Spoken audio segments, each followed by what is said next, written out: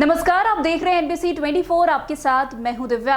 8 जून को क्या बिखर जाएगा एनडीए? हम ऐसा इसलिए कह रहे हैं क्योंकि 8 तारीख को एनडीए के दो प्रमुख दल चिराग पासवान और उपेंद्र कुशवाहा बड़ी बैठक करने वाले हैं।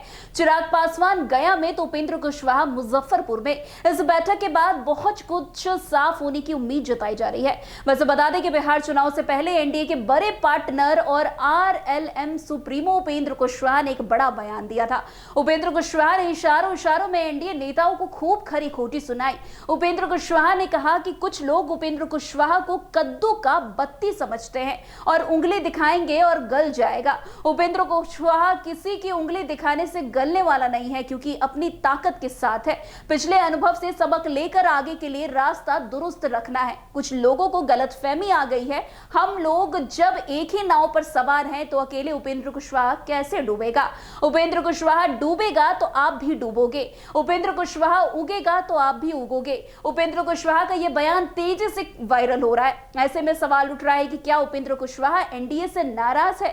आपको बता दें, बिहार विधानसभा चुनाव 2025 की तैयारी जोरों पर है और एनडीए के भीतर सीट बंटवारे को लेकर तनाव बढ़ता जा रहा है। राष्ट्रीय लोक मोर्चा के अध्यक्ष और राज्यसभा सांसद उपेंद्र कुशवाहा ने हाल ही में एक बयान देकर सियासी हलचल मचा दी। उन्होंने कहा कि मैं डूबो तो तुम भी डूबोगे। यह बयान एनडीए के बड़े सहयोगी दलों, विशेष रूप से भारतीय जनता पार्टी और जेडीयू के लिए एक चेतावनी के रूप में देखा जा रहा है। कुशवाहा का यह बयान 2024 के लोकसभा चुनाव में हुई गलतियों को दोहराने के खिलाफ एक स्पष्ट संदेश है, जहां शाहबाद क्षेत्र में एनडीए को नुकसान उठाना पड़ा था। वैसे बिहार में 243 विधानसभा सीटों के लिए होने वाले इस चुनाव में एनडीए के घटक दलों के बीच सीट शेयरिंग का मुद्दा जटिल होता जा रहा है। सूत्रों के अनुसार बीजेपी और जेडीयू, जो गठबंधन के प्रमुख दल है, लगभग 100 से 105 सीटों पर चुनाव लड़ने की योजना बना रहे हैं। शेष छोटे सहयोगी दल जैसे कि लोक जनशक्ति पार्टी, रामविलास, हिंदुस्तानी अवाम मोर्चा यानी कि हम और रालोमो के बीच सीट बांटी जाएगी। चर्चा है कि चिराग पासवान की लोजपा रामविलास को 22 से 25 सीटें, जीतन राम मांझी की हम को 5 से 7 सीटें और उपेंद्र कुशवाहा की रालोमो को 4 से 5 सीटें दी जा सकती है। हालांकि कुशवाहा और उनके समर्थक 10 से 15 सीटों की मांग कर रहे हैं, जिससे गठबंधन में खींचतान बढ़ गई है। लेकिन इस खींचतान के बीच उपेंद्र कुशवाहा की कार्यकर्ता बैठक, जिसमें काफी संख्या में लोग पहुंचने वाले, इसमें उपेंद्र कुशवाहा जरूर कोई बड़ा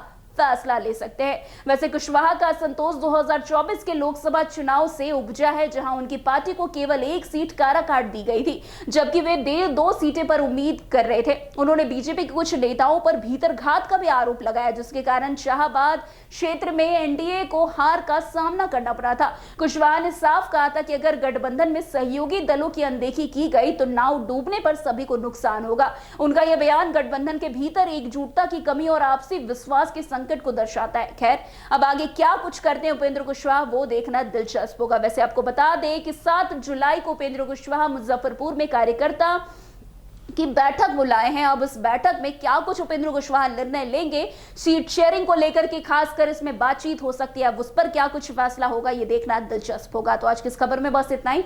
अन्य खबरों में हमारे साथ ऐसे आगे बने रहे और देखते रहे। तब तक के लिए एनबीसी 24। धन्यवाद।